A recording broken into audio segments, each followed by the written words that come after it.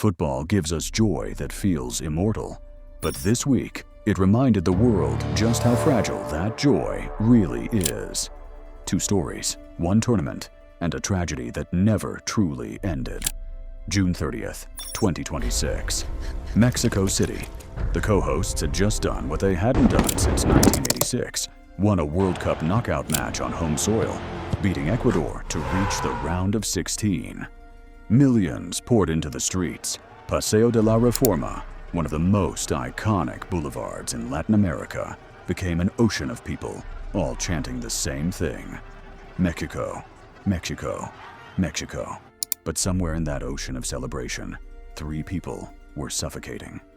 Near the Angel of Independence, a monument that has watched over this city for over a century, 3 fans collapsed. 2 women, 1 man, ages 19, 44, and 48.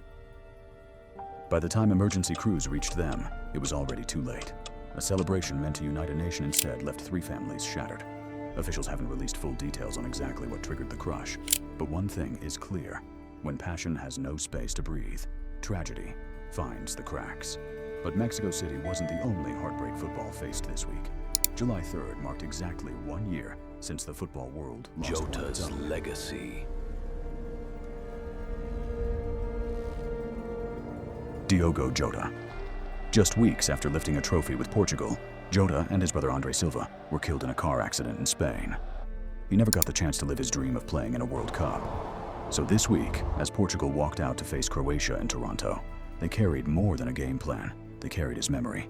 Head coach Roberto Martinez said it best. Everything this team started with him. Teammates who once shared a locker room with Jota describe him the same way. The glue. The guy who kept the mood light when pressure was heaviest. The guy everyone assumed would always be there. A year later, he still is. In wristbands, in interviews, in silence before kickoff. 2 stories, different in every way, except one. Football doesn't just live on the scoreboard. It lives in overcrowded streets full of dangerous, uncontainable joy. It lives in dressing rooms that still feel a little emptier than they should.